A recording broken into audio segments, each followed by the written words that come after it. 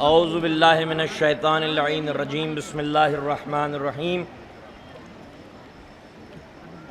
الحمد للہ رب العالمین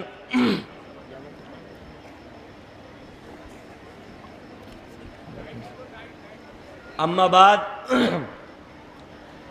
اللہم صلی علی محمد وآل محمد اما بعد بسم اللہ الرحمن الرحیم تمت کلمت ربک صدقا وعدلا۔ عزت مآب آفتاب شریعت فخر قوم و ملت عالی جناب مولانا سید قلب جواد صاحب قبلہ، اسٹیج پر بیٹھے ہوئے تمام علماء حق، شورا حضرات، عزاداران امام مظلوم، مومنین کرام، اہل لکھنؤ،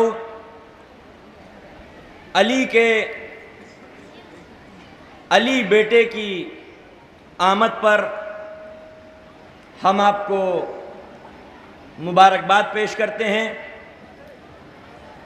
کس شیر کی آمد ہے کہ رن کانپ رہا ہے، رن ایک طرف چرخ کہن کانپ رہا ہے، ہر ایک سلاطین زمن کانپ رہا ہے، رستم کا بدن زیر کفن کانپ رہا ہے۔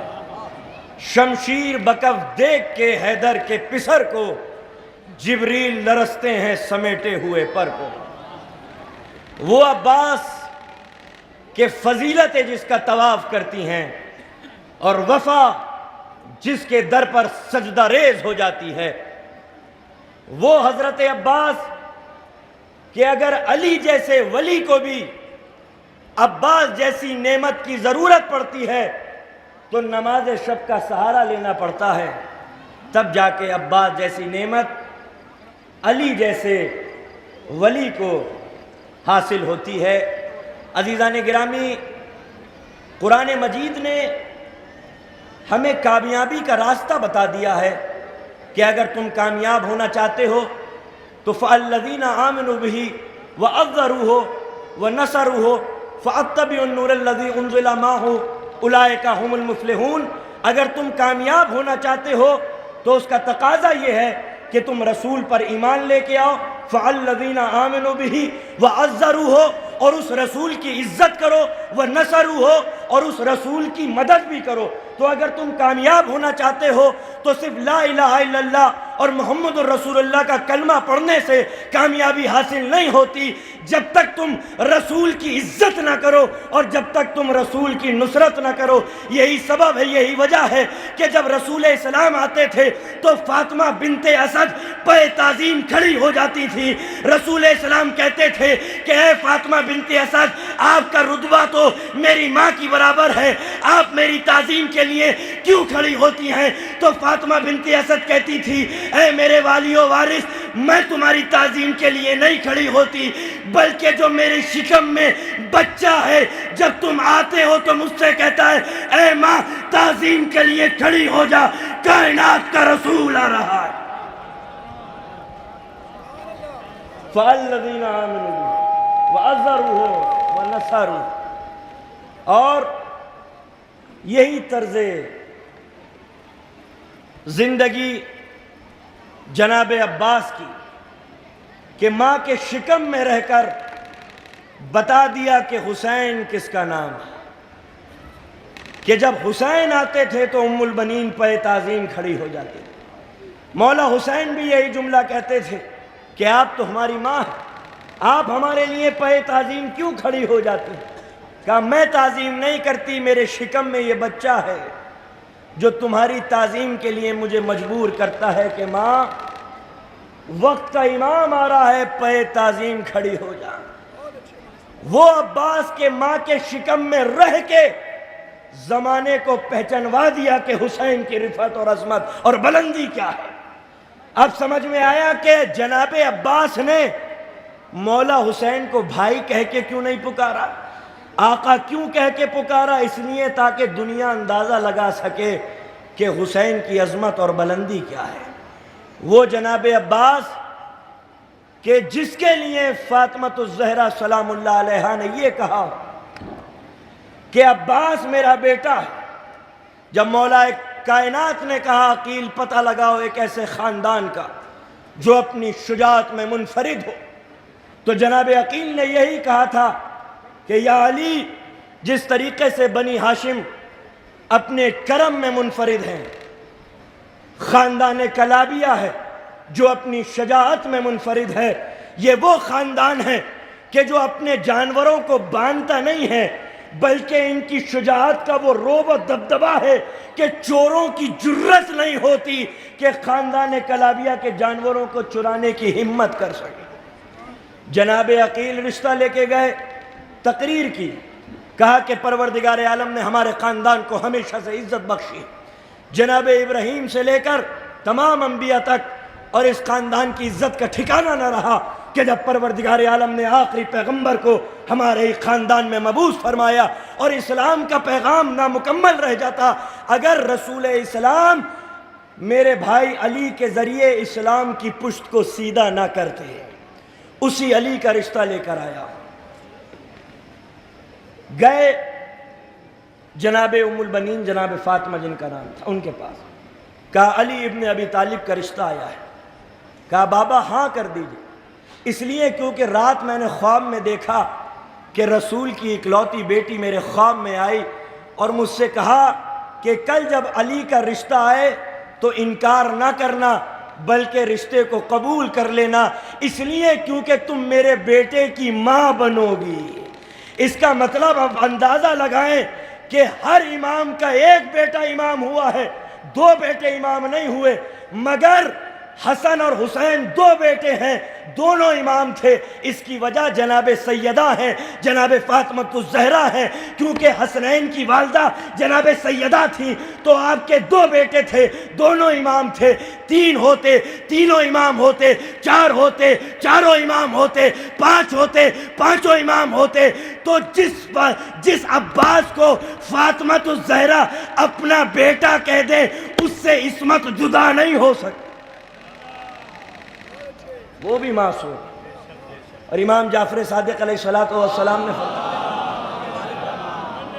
کہ جناب عباس عبد الصالح، خود یہ لقب جو آئمہ کے لیے استعمال ہوا ہے عبد الصالح، اس بات کا ثبوت ہے کہ جناب عباس کو عصمت سے جدا نہیں کیا جا سکتا۔ وہ جناب عباس کہ جو مولا کائنات کے بیٹے ہیں، امام حسن اور امام حسین مباہلہ کے بعد رسول اللہ کے بیٹے قرار پائے۔ یہی وجہ ہے کہ جنگ صفین میں جب محمد حنفیہ کو آگے رکھتے اور حسنین کو پیچھے پیچھے رکھتے تھے تو محمد حنفیہ نے کہا بابا آپ حسنین کو پیچھے رکھتے ہیں، ہمیں آگے آگے رکھتے ہیں، سبب کیا ہے، وجہ کیا ہے؟ تو مولا کائنات کہتے ہیں محمد حنفیہ اس کی وجہ یہ ہے، اس کا سبب یہ ہے کہ تم میرے بیٹے ہو، حسنین رسول اللہ کے بیٹے ہیں، تم میرے ہاتھ ہو، حسنین میری آنکھیں ہیں اور آنکھوں کا دفاع ہاتھوں سے کیا جاتا ہے۔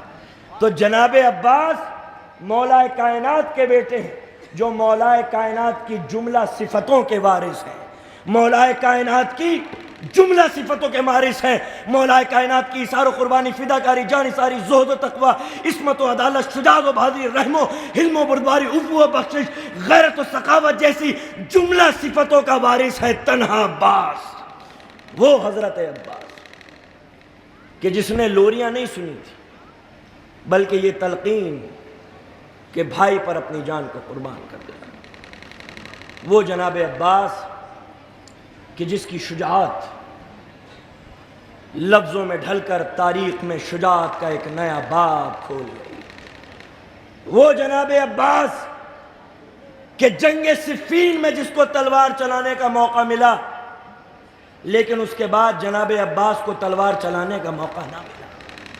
جنگ صفین میں جس طریقے سے جنگ خندق میں رسول اللہ نے مولا کائنات کو سجایا تھا، ایسے ہی جنگ صفین میں مولا کائنات نے حضرت عباس کو سجایا کہ عباس کا امامہ اپنے سر پہ، اپنا امامہ عباس کے سر پہ، عباس کی ردا اپنے دوش پر، اپنی ردا عباس کے دوش پر، عباس کا پٹکا اپنی کمر میں، اپنا پٹکا عباس کی کمر میں، عباس کے نالین اپنے قدموں میں، اپنے نالین عباس کے قدموں میں، سجا کے سوار کے حضرت عباس کے ہاتھوں میں تلوار دی اور جناب عباس گھوڑے پہ بیٹھے۔ جب شاعر نے اپنے تخیلات میں اس منظر کو دیکھا تو شاعر کے ذوق شاعری نے انگڑائی لی۔ حضرت عباس اپنی تلوار سے خطاب کر کے کہہ رہے، سن کسی کی نہ سن، ایک ہی دھن کو بن،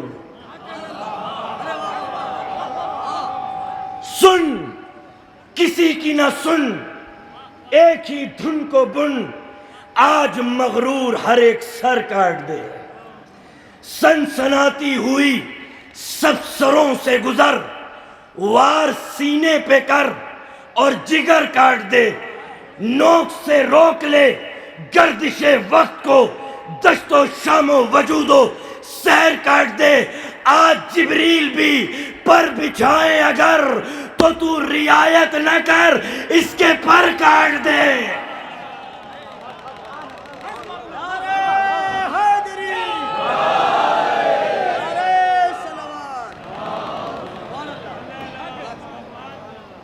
آج جبریل بھی پر بچھائیں اگر تو تو رعایت نہ کر، اس کے پر کاٹ دے۔ سجا کے سوار کے حضرت عباس کو مولا کائنات نے گھوڑے پر بٹھا دیا۔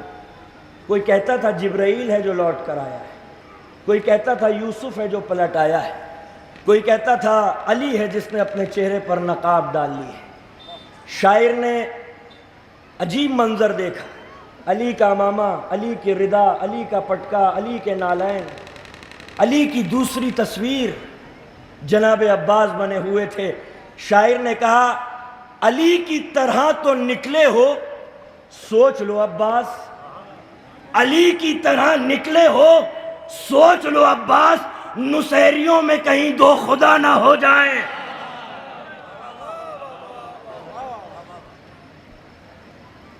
جناب عباس کو خراج عقیدت پیش کرتے ہوئے یقیناً جناب میسا نویزی صاحب، ہمارے شانو بھائی اور جو پوری ٹیم ہے ماشاءاللہ، ان کے جذبے کو سلام، ان کی عقیدتوں کو سلام، جس طریقے سے یہ محنت کر کے اس جشن کا اہتمام کرتے ہیں۔ پروردگار عالم ان کی صحت، عزت، آبرو، رزق میں کثیر اضافہ عطا کرے، ان کو کوئی غم نہ دے سوائے غم امام مظلوم کے۔ ان ہستیوں کا حق ہے کہ محفلیں اسی طرح کی ہوں، ان کا حق ہے کہ اہتمام اسی طرح سے کیا جائے، اس لیے کیونکہ جب ان کی آمد پر پروردگار عالم کائنات کو سجا سکتا ہے، ان کی آمد پر جب پروردگار عالم کائنات کو سجا سکتا ہے تو پھر ان کا حق ہے کہ اس طرح کا عظیم الشان اہتمام ان کے لیے کیا جائے۔ عزیزان ملت، بس ایک جملہ اور زحمت تمام کرنے لگا ہوں۔ جناب عباس کو ماننے کا سب سے بڑا فائدہ یہ ہے کہ انسان منافق نہیں رہتا، انسان غدار نہیں رہتا۔ سب سے بڑا فائدہ مولا عباس کو ماننے کا یہ ہے کہ انسان کے دل میں نفاق باقی نہیں رہتا، انسان کے دل کے اندر غداری باقی نہیں رہتا، کیونکہ عباس وفا کا دوسرا نام ہے۔ تو جو بھی جناب عباس کو مانے گا اس کے دل میں نفاق نہیں رہ سکتا۔ اگر اس کے دل میں نفاق ہے، اگر وہ غدار ہے اور وہ جناب عباس کی محبت کا دم بھر رہا ہے تو سمجھ لیجئے جھوٹا ہے، اس لیے کیونکہ منافق عباس کا محب ہو ہی نہیں سکتا، غدار عباس کا محب ہو ہی نہیں سکتا۔ عباس نے یہی درس دیا ہے کہ انسان کے دل میں نفاق نہ ہو، غداری نہ ہو، وہ وفادار بن جائے، جیسے جناب عباس، وہ عباس کہ جس کی بازوؤں کی مچھلیاں مقتل کی خوریزی کی منتظر رہی، لیکن امام کی منشا کو دیکھتے ہوئے جس نے اپنی تلوار کو نیام میں رکھ لیا، اس کا مطلب عباس نے شجاعت کی تفسیر بدل دی۔ دنیا اب تک یہ سمجھتی تھی کہ بہادر اور شجاع اس کو کہتے ہیں جس کے ہاتھوں میں تلوار ہوتی ہے، شجاعت اس کا نام نہیں ہے کہ ہاتھوں میں تلوار ہو، شجاعت اس کا نام ہے کہ جب ضرورت پڑے تو تلوار نیام میں نہ رہے، اور جب ضرورت پڑے تو تلوار نیام سے باہر نہ آئے، اس کا نام شجاعت ہے۔ ضبط و تحمل کا مظاہرہ حضرت عباس نے دکھایا کہ ضبط و تحمل کسے کہتے ہیں، صبر و وفا کسے کہتے ہیں۔ جناب عباس کی آنکھوں کے سامنے مدینے کے اندر کوئی امام وقت سے سوال بیعت کرے یہ ممکن ہی نہیں تھا۔ جب علی کا شعر موجود ہو تو کس میں اتنی جرت اور ہمت ہے کہ جناب امام حسین سے سوال بیعت کرے۔ جب مدینے کے اندر ظالم نے امام سے سوال بیعت کیا تو عباس کا ہاتھ عزم بن کے قبضہ شمشیر پہ جا کر رک گیا، لیکن جب عباس نے حسین کی نگاہوں کو دیکھا اور اس نے بقا نہ پایا تو پھر وہ ہاتھ تلوار سے ہٹ گیا۔ مکے کے اندر جب محسوس کیا کہ ظالم احرام کی حالت میں خنجر لے کر آیا ہے، عباس کے ہوتے ہوئے یہ ممکن تھا کہ کوئی احرام کے اندر خنجر چھپائے ہوئے، یہ ممکن نہیں ہے۔ عباس کا ہاتھ عزم بن کے قبضہ شمشیر پر جا کر رکا، لیکن جب امام کی منشا نہ تھی تو پھر ہاتھ قبضہ شمشیر سے ہٹ گیا۔ جناب مسلم کی شہادت کی خبر پہنچی، حضرت عباس کی سگی بہن جناب رقیہ جو حضرت مسلم کی زوجہ تھی کہتی ہیں عباس تیرے ہاتھوں میں تلوار رہی، پردیس میں میری مانگ اجڑ گئی، عباس کا ہاتھ عزم بن کے قبضہ شمشیر پر جا کر رکا۔ اے بہن تیری عظمتوں کی قسم، اگر کوفے میں مسلم کا بدلہ خون نہ بہ جائے۔ امام نے کاندھے پہ ہاتھ رکھ دیا، عباس تجھے ہمارے حق کی قسم ہے تلوار نہ چلانا۔ عباس لہو کے گھونٹ پیتا رہا مگر عباس نے تلوار نہیں چلائی۔ سکینہ کے خیمے ہٹانے کا حکم صادر ہوا، یہ وہ وقت تھا کہ جب امام حسین نے بھی ہمت نہیں کی جناب عباس کو روکنے۔ زینب کے خیمے میں گئے، جناب فضہ آئیں، ادب سے سر جھکا لیا، عباس کا ہاتھ قبضہ شمشیر پر تھا۔ جب فضہ کو دیکھا تو کہا شہزادی کوئی حکم ہے کیا؟ کہا ہاں۔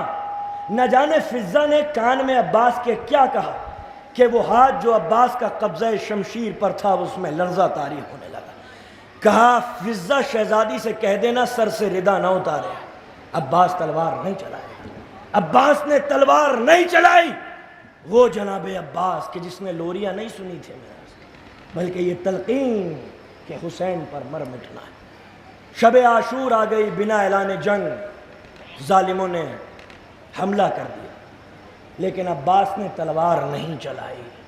اس کا مطلب عباس نے شجاعت کا معنی بدل دیا کہ شجاعت کا مطلب سے تلوار چلا کر خوریزی کرنا نہیں ہے، بلکہ ضبط و تحمل کا مظاہرہ کرنا سب سے بڑی شجاعت ہے۔ اسی لیے امام سے پوچھا تھا کہ عباس کا لقب باب الحوائج کیوں ہے؟ کہا اس لیے کیونکہ عباس کی کوئی تمنا پوری نہ ہو سکی۔ جب عباس کی کوئی تمنا پوری نہ ہوئی تو پروردگار عالم نے وعدہ کیا عباس تیری کوئی تمنا دنیا میں پوری نہ ہوئی مگر پوری کائنات کی تمنائیں تیرے علم کے سائے میں پوری ہو جائیں گی۔ یہ پروردگار عالم کا وعدہ تھا حضرت عباس سے۔ اپنی اپنی کلیجے کی طاقتوں کے ساتھ مولا عباس کی بارگاہ میں خراج عقیدت پیش کرتے ہوئے اس اعلان کے ساتھ کہ اے جناب عباس ہم آپ سے وعدہ کرتے ہیں کہ زندگی میں کبھی غداری نہیں کریں گے، زندگی میں کبھی نفاق کا مظاہرہ نہیں کریں گے، پوری طاقت اور توانائی کے ساتھ دونوں ہاتھوں کو بلند کر کے حضرت عباس کو خراج عقیدت پیش کرتے ہوئے نعرہ حیدری